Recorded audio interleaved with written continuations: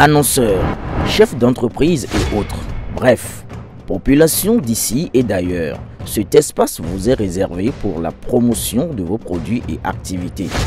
Non seulement en français, mais aussi en fond, Ditamari, Fulfulde, Batonou, Dendi. À vous le choix. Pour en savoir plus, veuillez nous contacter au numéro suivant 97 64 79 91 ou 97 17 51 35. Ballon d'essai pour poser les jalons d'une mission kamikaze. Des détails sur la mission de Humbedji pour déstabiliser le pays. L'adhésion du peuple béninois à la condamnation de Olivier Bokor, Oswald Omeki et Roch Nyeri, après avoir suivi les interventions des uns et surtout la réquisition du ministère public à la criette, a désolé le président Adrien Humbedji. Ce verdict qu'il savait depuis ses propres enquêtes avait été programmé pour servir de détonateur à un projet. Malheureusement pour lui et ses complices, les fruits de la condamnation n'ont plus porté la promesse des fleurs.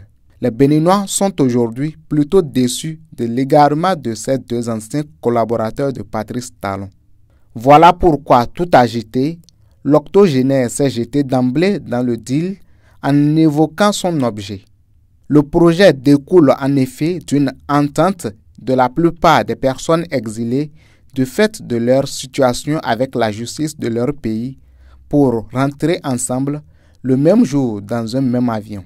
Arrivés à l'aéroport, dans un contexte surchauffé par la tension de la condamnation de Olivier Bokor et de Oswald Omeki, tout irait dans tous les sens pour mettre en difficulté la rupture. Malheureusement pour Adrien Humbedji et ses partenaires de l'heure, l'étape des condamnations prononcées par la criette a bu l'eau. Le pétard ne pouvait plus exploser. Les Béninois ont tout compris et ne sont plus, par conséquent, disposés à jouer les loupards et chair à canon pour des gens qui ont leurs problèmes personnels. Voilà pourquoi Adrien Humbedji a perdu les pédales pour trouver en Olivier Bokor, dans ce verdict, la victime de cette situation. Et pour justifier ce qu'il a certainement pris, il fallait qu'il mette les pieds dans le plat en évoquant l'exclusion et l'exigence du retour des exilés.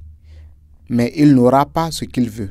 Si à plus de 83 ans, il ne peut pas s'occuper à aimer ses petits-enfants ou au pire des cas, se concentrer sur les problèmes de son divorce avec la femme de sa vie, ce n'est pas le Bénin qu'il mettra à feu pour son plaisir de gagner et de gagner toujours de l'argent. Si ce n'est pas ce funeste projet de déstabilisation du pays, pourquoi lui, Humbedji, qui appelait à voter pour le duo Talon-Talata, il y a moins de 4 ans, n'a pu négocier avec son partenaire le retour de ses exilés et prisonniers, et c'est aujourd'hui qu'il retrouve toute sa lucidité. À suivre, Aboubakar Takou.